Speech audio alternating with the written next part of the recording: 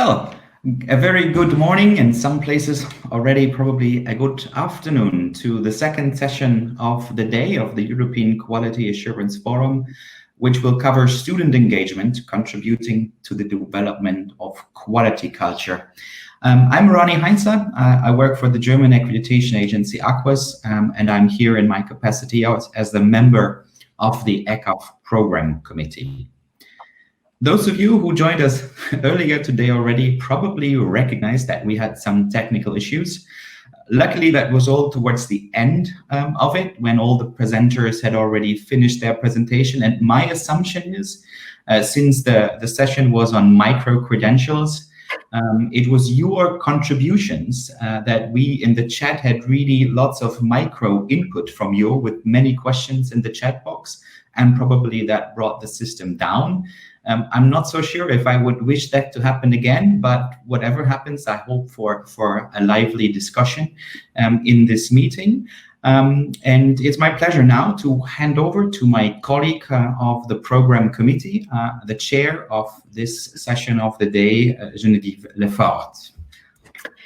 Good morning, everybody, and welcome. Thank you, Ronnie. Welcome to this session, and I'm tempting to say welcome to my home, actually. I mean, it's not every day that that I'm welcoming hundreds of people. I don't know exactly how many of you are, but hundreds of people to my home office. So anyway, I'm very happy to be chairing this session on student engagement, contributing to the development of quality culture. I do have to say the usual technical details, issues here. Those of you who have been in these sessions before know exactly what I'm going to say, but I have to say it again for the newcomers. The session is recorded, so if you want to see it again afterwards, you can go to the EUA YouTube channel. You will also get an email with a direct link to the recording. Those of you who have been here before, you're also used to this chat section on the right side of your screen. You have the chat where you can say hello to each other. You can also, if you have some technical problems, you can post it there. You also have the Q&A section where you can post your questions. We will have some time at the end of the session for question and answers. There is also the polls question, that's the polls tab that will be important for this session, and handouts where you can also download some of the materials that could be useful for the entire conference, but also for this session. So this session is a bit special in a way that it's going to be a big quiz, which means that actually we are, the session is constructed around a series of questions that the speakers will address you, the audience, so you will have the opportunity to answer, and of course, each of the speakers also will comment on the questions that they asked. So we have 3 speakers today, which I invite to come to the screen so that you can see their faces. Thank you. Our first speaker will be Jakob Berdulak. Jakob is the Quality Assurance Advisor of the Rector of the SGH Warsaw School of Economics. And he wrote his contribution with another Jakob, the Jakob you saw maybe in the previous session, Jakob Rodeszki, who is currently in the Executive Committee of the European Students' Union. Then our second speaker will be Agnieszka Peczynska. She is the Vice President of the Student Union of the same university as Jakob, and she wrote her contribution with Jakob Berdulak. And then the third contributor will be Liv Teresa Muth. She is student reviewer of the German QA Student Experts Pool, and she will talk about a survey she did together with Patrick Nibgal, who is also a member of the German QA Experts Pool. So I guess we can start slowly but surely with the first topic. So the first topic, let me introduce it just in a minute or two. So I just invite Jakob to stay with me on the screen, and the others, we will see them later again. And the first topic is about quality assurance supporting the delivery of social competencies. Social competencies, of course, are really essential. Everybody would agree on that, no doubt about it. But how are they integrated to the curricula, and what are the learning and teaching contexts that support best the development of those competencies, and what can be the role of QA in that regard. So Jakob participated with many other institutions in the European DASHE project, and DASHE meaning the development, assessment, and validation of social competencies in higher education. That is a European project that actually provides best practices to exactly those type of issues. So what we will do now is that we will have a first set of questions that was designed by the contributors. And this first set of questions is about QA, what QA could do for teachers in that regard. So now I invite Ariana to put the first poll on the screen. It should come in a pop-up window. And then, okay, here it is. So I will read the question to you also for the recording. So the question is, what quality assurance tools would you recommend to support teachers in developing social competencies for students? A, providing room for discussions between teachers and other stakeholders of higher education institutions about social competencies. B, providing good practices in evaluating social competencies. C, providing advice on how to incorporate social competencies into formal teaching programs. D, recognizing internal good practices among teachers in the area of designing, developing social competencies in their courses. So now you can just click any of those answers. And I think even a few, you can click more than one if you want to. Then you submit. I'll give you a few seconds to continue. As soon as you submit, you should see me back on the screen. And then, yeah, you still have the, okay, I think you can close now. And we should have the answer in a few seconds. Okay, so it seems that's the answer that gets the most success is D, recognizing internal good practices among teachers in the area of designing and developing social competencies in their courses. So now, Jakob, of course, I give the floor to you, and you're going to tell us what you have to say about that, and I will be back in a few minutes.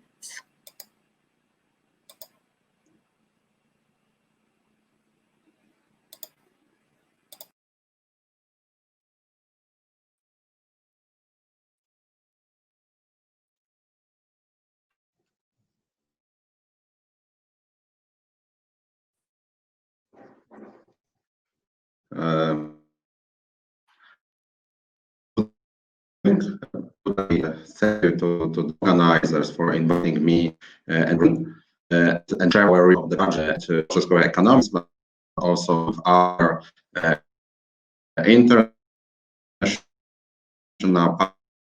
partner. It was a project that was just about the assessment data.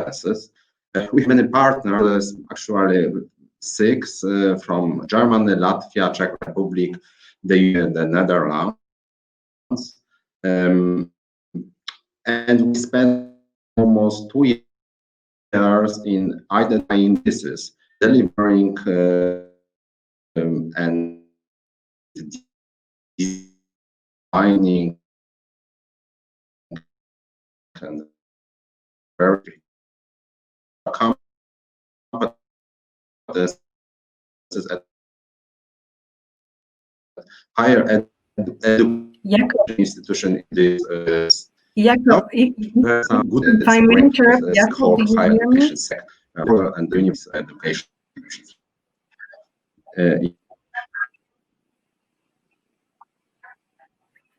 It seems that we don't hear you, Jakob. I don't know if you hear me, but maybe you should turn your camera off because we have sound problems.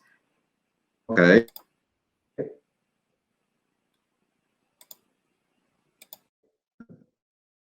How is this the connection? quick feedback? It is a bit better. It's a little bit better. Okay, so I just focus on the discussion part. You can download from handouts the brochure with the final results of DASHE project.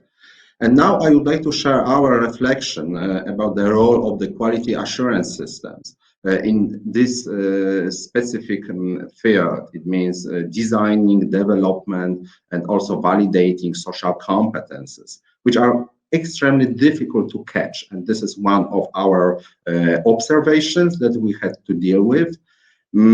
And we thought that the best, I would say, maybe not the best, but the main role of the quality assurance in this process is bottom-up approach and top-down approach. Quality assurance must also take some kind of educational role if we want to recognize and develop social competences in our programs.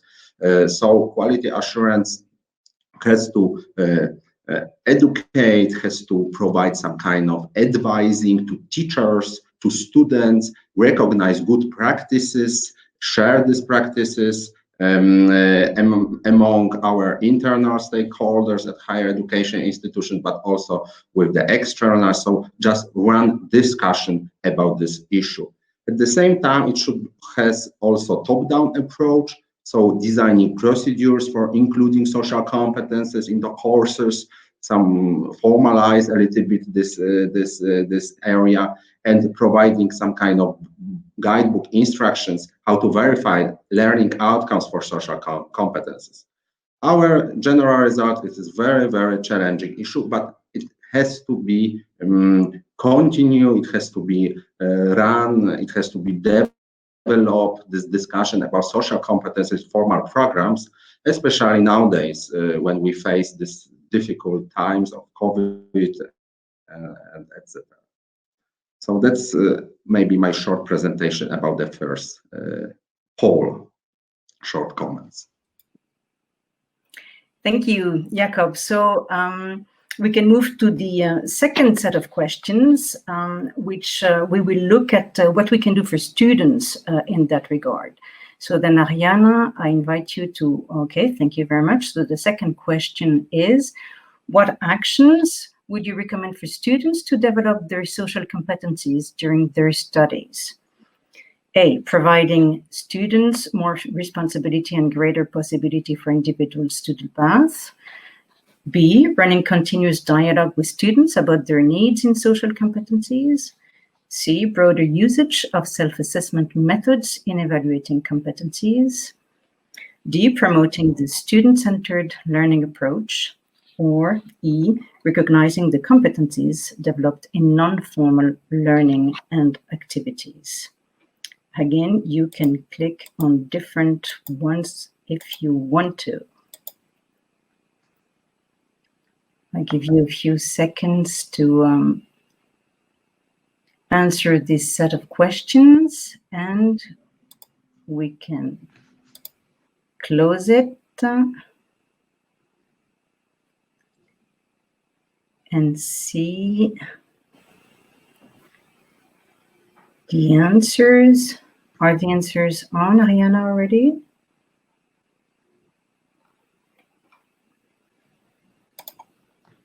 Oops, sorry. Okay. Okay, again, it's the D question, promoting student-centered learning approach that has the most votes. So back to you, Jakob. What do you have to say about that? Thank you for the answers. It's quite interesting that the ratio is quite, I would say, similar or shared in similar procents we got. The highest number of answer had the point D, promoting the student-centered learning approach. The second is recognizing the competences developed in non-formal learning and activities. We are moving to this, returning a little bit to this discussion that was led by Jakub Grodecki in the previous session about micro-credentials.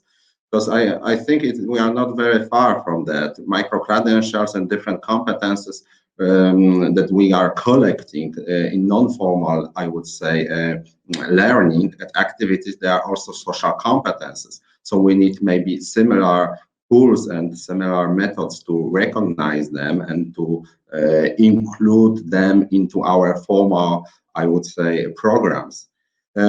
This slide was prepared by Jakub Grodecki, my co-author of this presentation, and it presents the social competences from the student's perspective.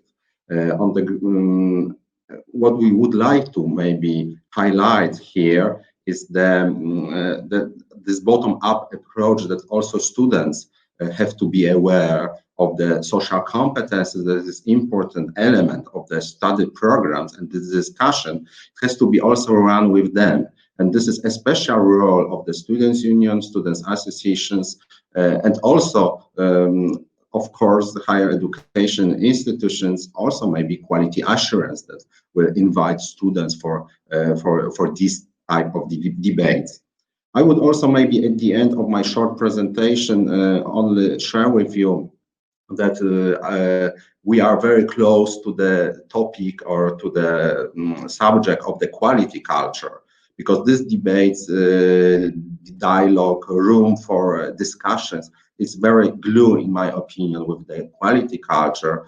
And this will be the research that now I'm going to develop with chaps at the University of Twente about this. I think it is a key element in our academia, in higher education institutions, this kind of quality culture focus on social competences, debate, place for academia. This is the real academia when we are talking.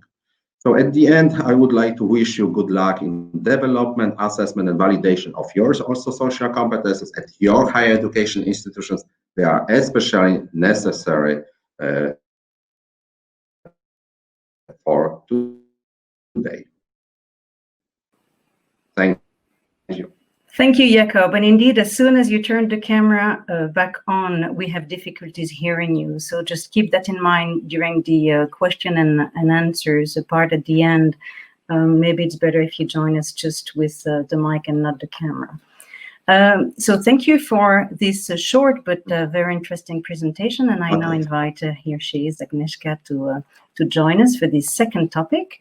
The second topic of this session looks at a project that was developed during the lockdown, actually, to bring together students from Poland and India.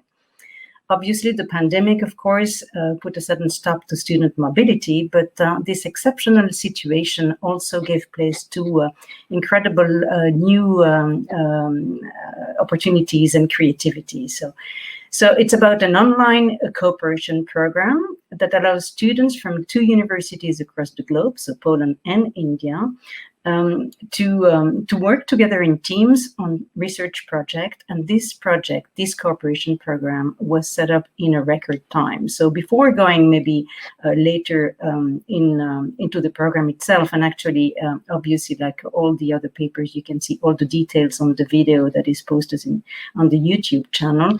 With the first set of questions, we would like to maybe reflect more on the conditions that are necessary to allow such a project to take place. Again, that was set up in record time. So let's put on the first set of questions. Ariana, please. Thank you. Which is then, what are the necessary conditions to allow such a project to take place? Formal agreement with the partner higher education institution, or existence of a QA system that allows flexibility, or the will of student union to engage in innovative projects, or informal contacts between staff. And there also you can click different answers. And I'll give you a few seconds to make your choice.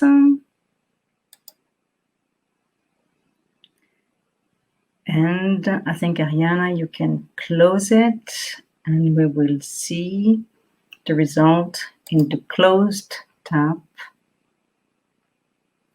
very soon. Voila, here it is. So most of you think that we need the existence of a QA system that allows flexibility. So really the processes, procedures, etc., around in use in the university need to allow this flexibility. Agnieszka, what is your say on that? Thank you very much. So looking at the results, I agree with you that the formal agreement with the partner is not necessary. And in case of our program, there was no formal agreement between the universities. The whole project was based on the gentleman's agreement between Professor Burdulak from Warsaw School of Economics and Professor Singh from Athena Management School from Mumbai. They met some time before, and that's how the project was created. The flexibility of quality assurance system was the crucial point here. So when the system allows us to create such projects in difficult conditions like pandemic ones, it also gives us the opportunity to prepare something new for students when the student mobility is cut, because in pandemic condition, we couldn't take part in any students exchange. And what's also very interesting in case of this project is the engagement of Students' Union. And here, Students' Union was the part responsible for recruitment. Because students were not only from the courses taught by Professor Budulak and Professor Singh, but there were also students who were recruited especially for this project. And in case of pandemic conditions, the traditional recruitment via Dean's office is no longer efficient. So here we used Students' Union power to promote such projects via social media, for example, and then find students who are interested in taking part of such project. And the most important thing is the trust, because the project was based on trust between professors from two universities. And they were just focused on the results they wanted to achieve. So the formal agreement was not so necessary here. And such kind of cooperation is based exactly of the engagement of those professors, but also on the engagement of students who are eager to take part in the courses that are not obligatory for them. Because as I said before, the part of the students were just recruited especially for this project without any ECTS credits, so like a kind of an extracurricular activity for them during the pandemic conditions.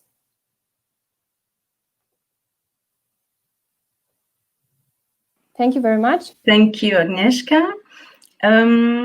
We have a second set of questions then, which is this time we go into the project itself. And as I said, it's a cooperation program that brought together the students from those two universities. And that now we're asking, what benefits do you see in students to engage in this type of project? So we have a few possible answers: responsibility in co-designing the project, self-responsibility to deliver results, more autonomy in learning, or multicultural contacts, or discovery of relevance of learning through real-world applications. Again, you can click on different answers. You have a few seconds until we close it. And soon get the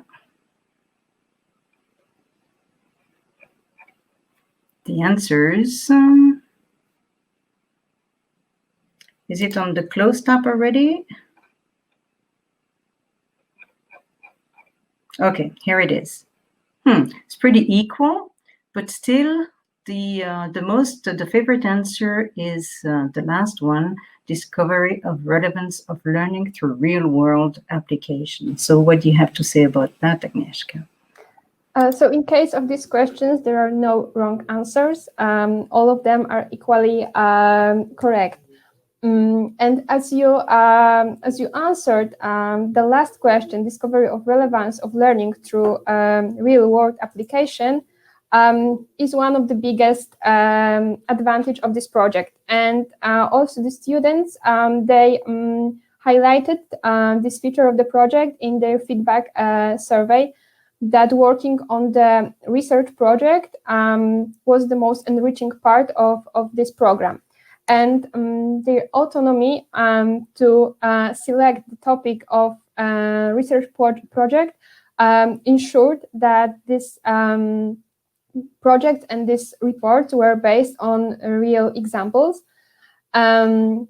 And also the second answer, the second best answer here is multicultural context and self-responsibility to deliver result, more autonomy in learning. Yeah, and as I said before, global learning was the also one of the biggest advantage of this project, because in the pandemic conditions, all the students' mobility were cut down. And as students indicated also in the survey after the project, the possibility to collaborate with students from such a different cultural background is the most enriching part of all the projects which regards collaboration with other students. So when we have the possibility to collaborate with people from different continents, is always much more enriching than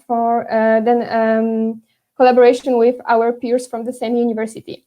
And mobilization of students association is also one of the biggest benefits we can see in this project, because students were responsible also for co-designing the project. Students' Union, taking on the burden of recruitment, was the responsible part for delivering the students who were eager to take part in this project. And also when students had more autonomy in learning, in not only selecting the students who were in this project, but also selecting the topic of the subject, they also could train their self-responsibility. And what's interesting here, all the groups delivered the results in the deadline. So they were truly responsible for the results, even if there was no continuous monitoring of their work. There were only 3 milestones to achieve during the project, and all of the groups achieved all of 3 milestones in the time. So those are basically the biggest benefits from this type of project.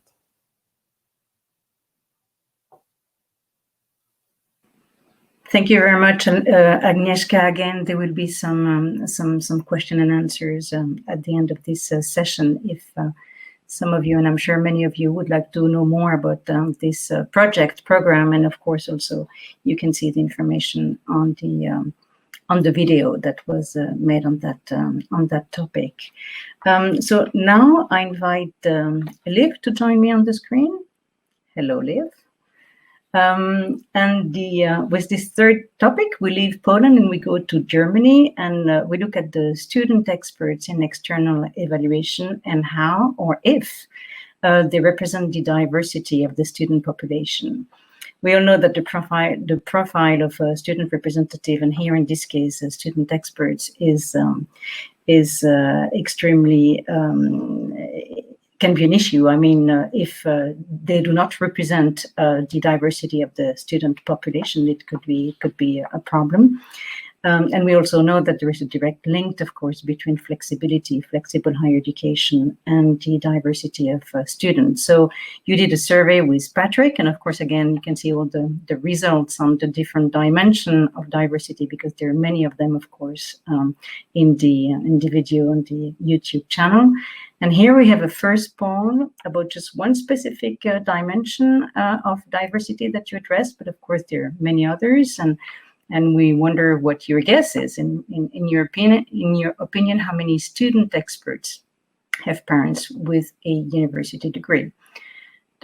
0 to 20%, or 21 to 40%, or 41 to 60%, or 61 to 80%, or 81% to 100. Here you can only click one, I believe.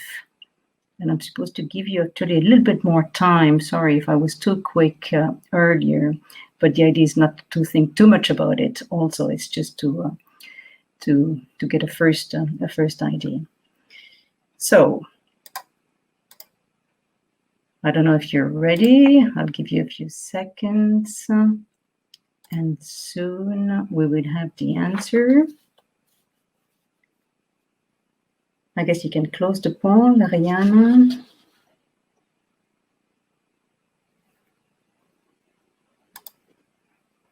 And we'll see what comes.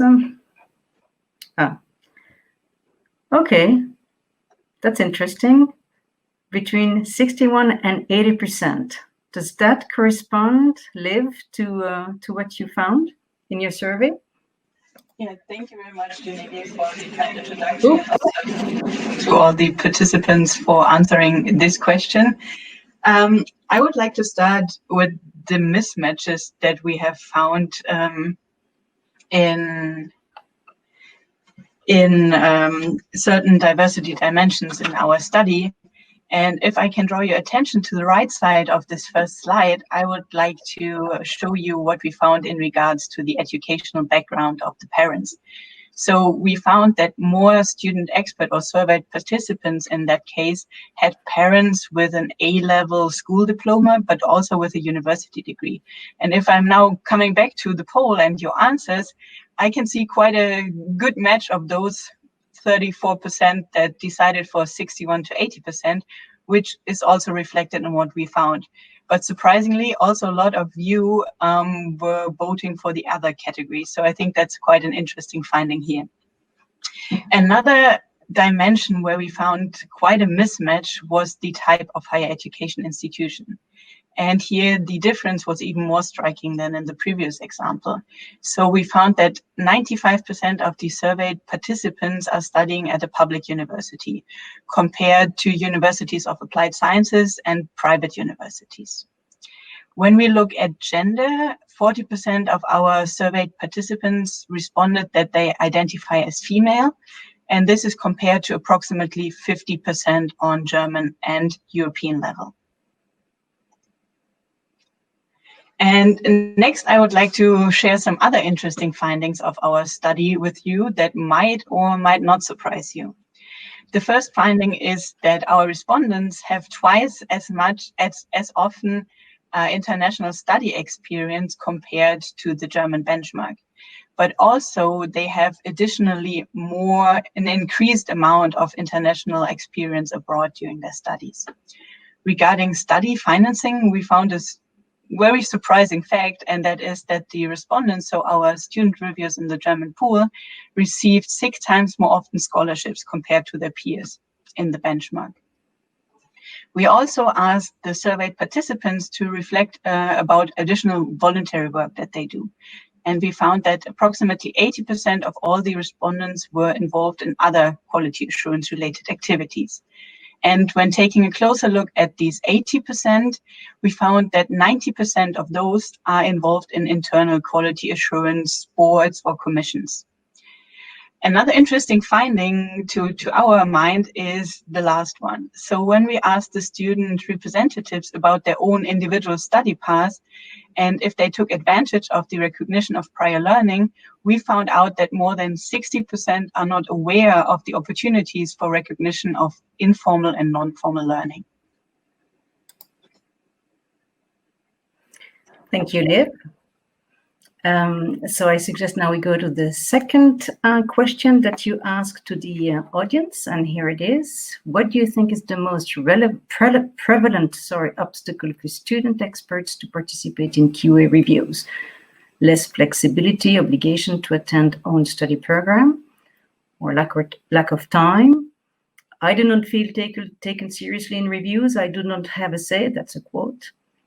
employment alongside the studies, or mental, physical illness, and or physical impairment. What would be your choice? I'll leave you a few seconds for that.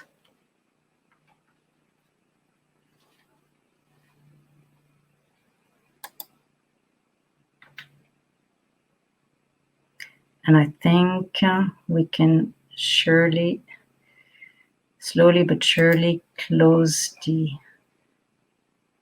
poem. And we'll have an answer.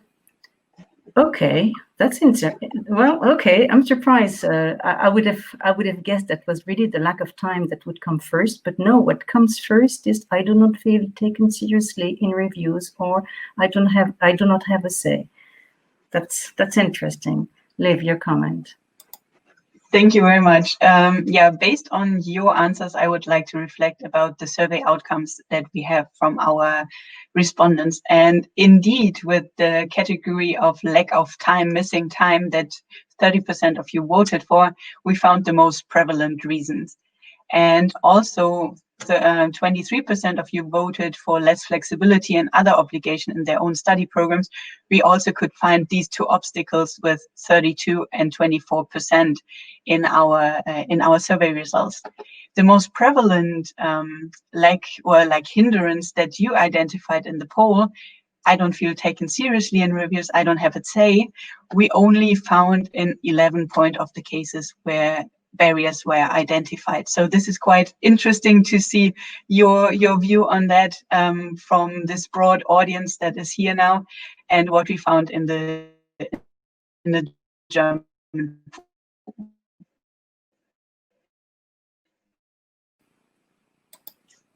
Thank you. We don't hear you. Very much. Liv, you should turn off your camera.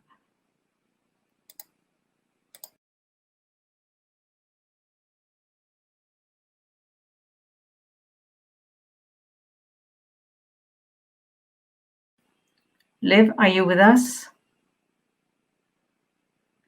I don't know. Liv seems to be frozen. I guess maybe we can wait. Oops. Okay, now she disappeared. She's going to try probably to come back again. So in the meantime, maybe I really wonder how many of students are you following this webinar, because I wonder if it's you who made the balance go into this I don't feel taken seriously in the reviews. That would be interesting to know, but of course we can't know that.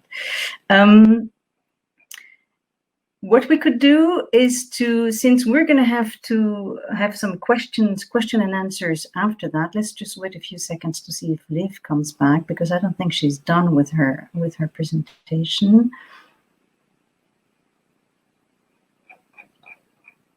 If it's not the case,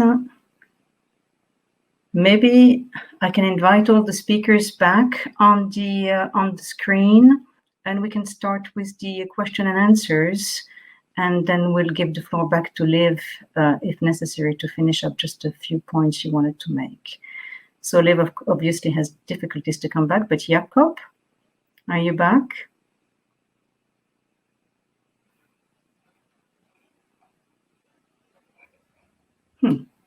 Jakob might only come back with audio because he had some video issues beforehand. Okay. So Jakob, tell us just I'm back, so we know you're back. And since Agnieszka, you're the only one to be there. Of course, it's kind of difficult for me to know exactly what questions are for what speaker, but I would. Who is back there? Do I hear Jakob? Okay. I would ask you, Agnieszka, a question. This program that you set up with Jakob is a good example, of course, of virtual mobility. Do you think how do you think the higher education institutions should develop in that direction? Should we go more into this internationalization at home, or virtual mobility kind of examples or projects or initiatives? Yeah. So. What do you have to say on that? So given the current conditions of pandemic, the virtual mobility is the only opportunity for students to cooperate internationally. And I see many benefits from such type of projects. First, you don't have to go to the other continent to collaborate with the students from, for example, from India. And here the problem of cost of living or other difficult conditions related to their life situation are not relevant. So you can cooperate with the students from other countries from your home. Of course, it will never be the same as the normal real life experience in the other country. But I think that quality assurance system should allow us to create more projects of this type. Thank you. Obviously, there is more to do in that regard. That is true. We have many questions about the social competencies. So, Jakob, are you there? Yes, I'm here. Okay. Okay, because there is that question for you, or of course you can all react to it if you want to. But I find it quite interesting. Okay, we talk about the development of social competencies among students, but what about the development of social competencies for professors? I have to say that I really like this question too. I think it's very, very important point was raised here, that the social competences, they are built between during the teaching and learning, and teaching and learning there is some kind of meeting students with a professor. So if we want to expect the development of social competences or some kind of building, some kind of room for this development, we also have to think about professors. And honestly saying, it's very difficult to answer it in very simple words or give some kind of receipt. I think this is the huge role of the quality culture at higher education institutions, connected with the some kind of mission of academics, that they feel responsible also for this field. And also this kind of debate has to be run among academics, what they mean, what they want to. But I really send everybody interested in the subject to the handouts that are, you can download our brochure, and there are some cases of the higher education institution, how they are dealing with this different challenges in that area. Thank you. In the DASHA project, Jakob, did you define the competencies or decide which one were central?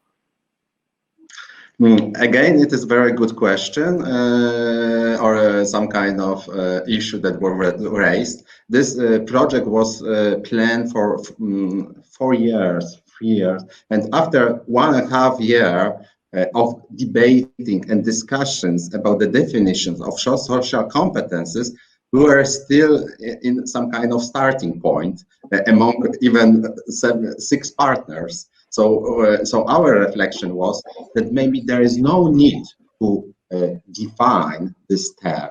Only we have to know what the different nations, different partners understand by social competences, listen them, and focus on similarities.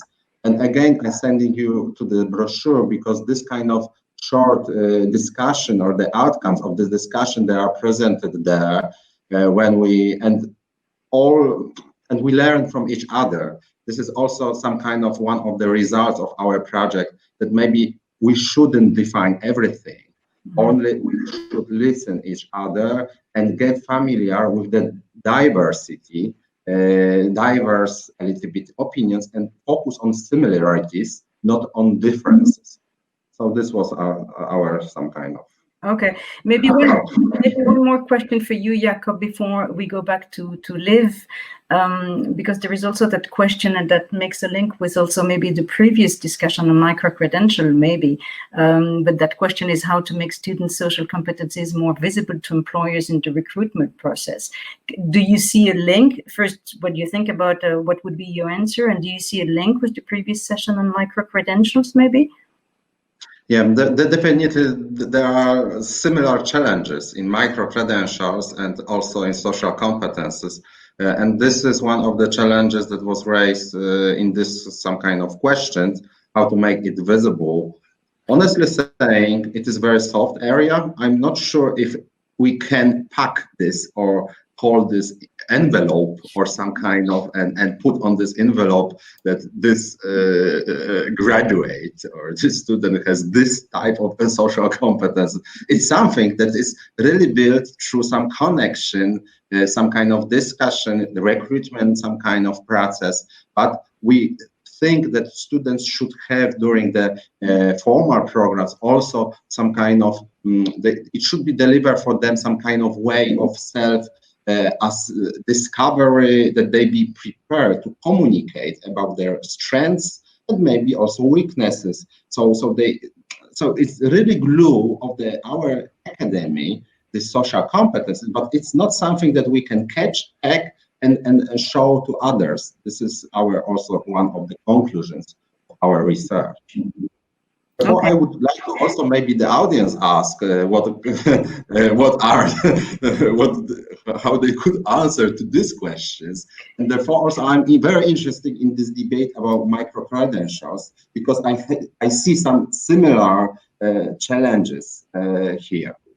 Well, obviously, it's difficult to ask the audience, at least directly. I see we're exactly 364 people. The first one I see on my list being Douglas. So hi, Douglas. We don't see all the names, unfortunately. So Liz, we lost you for a moment. I don't know if you still had the points or information you wanted to make. I hope we can hear you and see you at the same time. Otherwise, I will have to jump in and tell you again to switch off your camera. But go ahead, maybe to finish your point. Yeah, I hope you can hear me now and also see me now. Okay, perfect. No idea what happened there, but I'm happy to be back with you again. So I can also just do the conclusion slide without it, if that's not possible right now. So I would like to mention thank you, on this regard that a diversity, which is even limited by itself regarding the broader population of a nation, even that diversity of the student body does not necessarily translate into the inclusion of student representatives in decision-making contributions, such as a student review and quality assurance. As this is the first study, to our knowledge, that sheds some light into this topic on the diversity of student representatives, we still think there still need to be data collection, monitoring, and follow-up needed in the future. So in that regard, we really need to gain evidences about how to better involve these identified underrepresented target groups, and also check later on for the success of our implemented actions. And with that, I would like to share with you 2 actions that the German pool already has undertaken for a longer period of time and another one with a shorter period of time. And the first one is that we are already using for quite some years now gender quoted lists for the nomination of student reviewers to balance out the gender situation in our pool. And these gender quoted lists are then submitted to our partner agencies and higher education institutions. Another action that is still on the way right now is that we are increasingly working together with universities of applied sciences and labor unions to really specifically target recruiting of these underrepresented groups that we have identified in order to broaden our reach to student representatives. And for the future on this topic, we would like to propose the 2 following research questions or discussion questions. So how is the diversity reflected in student representation in general? And here we are particularly interested in where is the leak in the pipeline? So where do we lose the diversity of students from being a regular student towards a student review and quality assurance? If we can identify where we lose them, then we can also make better targeted actions. And the second question is, how can we make student representation and quality assurance expert panels more diverse and promote non-traditional group, especially taking into account the data that we gathered on the obstacles that students encounter. And in that sense, you could even think a little broader and also have a look at the other stakeholder groups in the QA expert panels and how they reflect the diversity of their peers. And with these two questions for further discussions and future thoughts, I will give back the floor to Genevieve. Thank you very much. Thank you, Liv. Happy you could finish your presentation. Indeed. You gave some of the answer already, but there is a question for you here. How could your results be used to make the recruitment of student experts easier for QA teams? If you have any additional things to say on that. Yeah, so in Germany, the situation is lies quite in the democratic procedures of student representation. So we have this national student pool where we get student experts from different student government bodies from, and these are then according to like a public available workflow, they are then attributed to the different review panels. And I think it's quite important to have this like in-between agents between the students and the agencies or higher education institution to have also this gatekeeper function on taking a look at that. But of course, like all different groups that are involved in this pipeline, from students to student reps to being reviewers, should be all involved to avoid a leaky pipeline here. Thank you. And I also have a question for you, another one. For you, what is the main impact of the lack of diversity among student experts? Yeah, so the main impact for me is if we are talking about the inclusion of students or like of the general public, how they reflect diversity in higher education. So that's part of a social responsibility to have these people heard and have them participate. It's not like a charitable act to involve them. It's like a necessary social responsibility that we all have in higher education. And to bring those people into positions where they have a say and also have their own individual experiences, that's really like the focus point from my side. So really have them seen and have them there. Thank you. But maybe one more question on that. For you, you have different dimensions, of course. You talked about diversity dimensions, but what would be the most relevant in the context of program and institutional review? I guess it's not the same thing if you take the gender or my parents got a university degree or whatever. I mean, you have some dimensions that would have more impact or more important, be more relevant than others. I think that's a very interesting question, and it kind of collides with the principle or with the understanding of diversity. So diversity is this broad concept of all the similarities and differences, and also they have a lot of intersecting points. So if we only would focus on one specific QA relevant dimension, we would exclude all the intersections and all the impacts of other diversity dimensions. That's why, from my personal side, I wouldn't really want to pinpoint on a certain dimension that is particularly more important or less important here. That is a very diplomatic answer. Thank you, Liv. I have a question to you, Agnieszka. It's, of course, a broad question, but since you're representative of the student union here, it's a question how to encourage students to participate. Of course, we talk about student reviews, but not only, maybe it's a broader question. And the question here is how to encourage students to participate. What are the recommendations? What can we do to make quality assurance studies attractive to students? But of course, as a student rep, I ask you maybe the question in a broader sense. Since after all, we're talking about student engagement and quality culture. Yeah, of course. So from my perspective, I'm also the head of teaching quality at my university. And the biggest incentive for the students who also are the representative in this body is the power they have to just create and have an impact how the education looks like at our university. So I think that we should underline that a student voice is heard at the university, and that the perspective of students is very important, because the education is for them, and they are the main stakeholder in the process of education. So their feedback should be taken into consideration by the university, and they should have this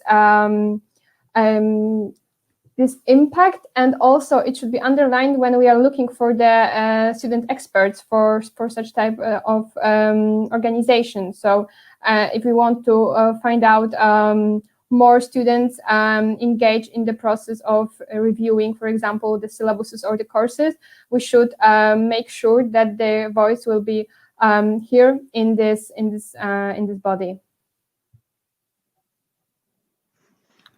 Okay, thank you very much. And now, if we want to look at the link, the relationship between student engagement, the social competencies, and external and internal QA, there is also a question about that. How can internal and external quality assurance support this engagement and the development of social competencies? I don't know if any of you has some thoughts on that.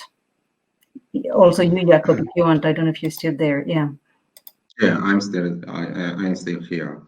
So I may try to answer, and maybe you add something, or you share also your opinion.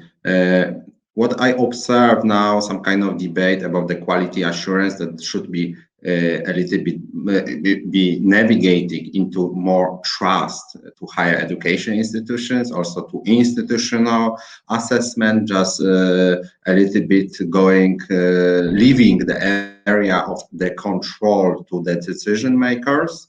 So be like some kind of advising body unit for the decision makers at higher education institutions. And I think it is the also good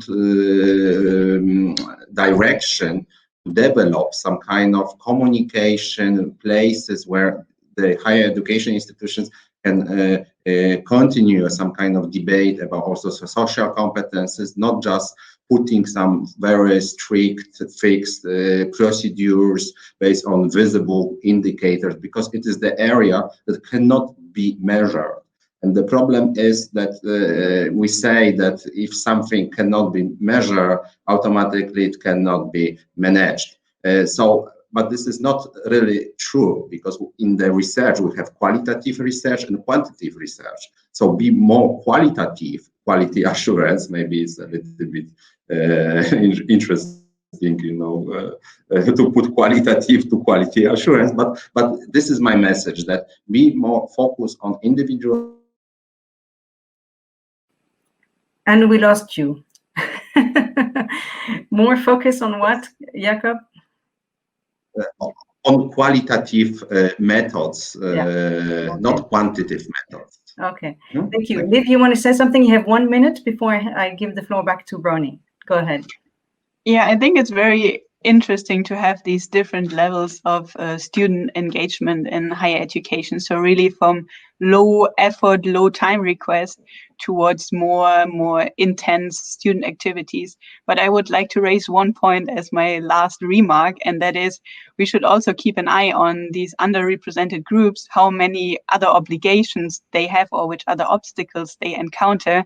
And if we can provide some compensation for those, to really engage with it, to really set the grounds for equality also of student representation, because we shouldn't only have the privileged groups representing students on the broader level or in the very intense areas as well.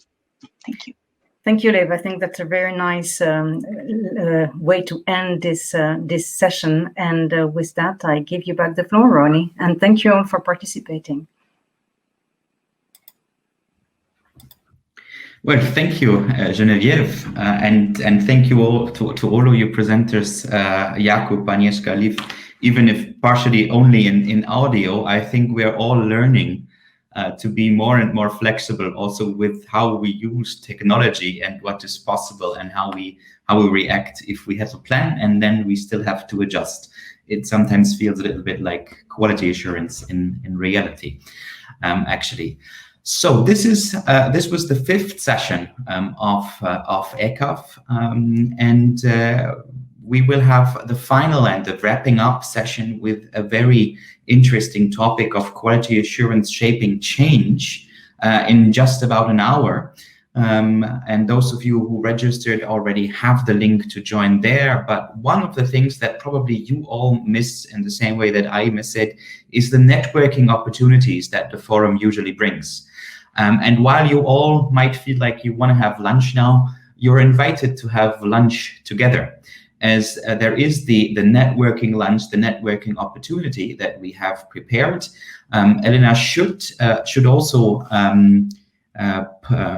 post the link in the chat now. All of you who already registered for the network lunch have received it already. We'll switch to Zoom, but all of you who just now recognize that they want to continue with this discussion about student engagement, or who want to network with some of the other participants and continue what was started in the chat, you will find the link to join the Zoom meeting right there. I'll see you. I'll hopefully see many of you there. We'll split up in small groups so that we can all connect and interact more directly. So hope to see many of you there. Those who I do not see there, I hope to see you in an hour for the final session. Once again, thanks to the presenters, Geneviève. Thank you very much, and see all of you later. Thank you. Goodbye.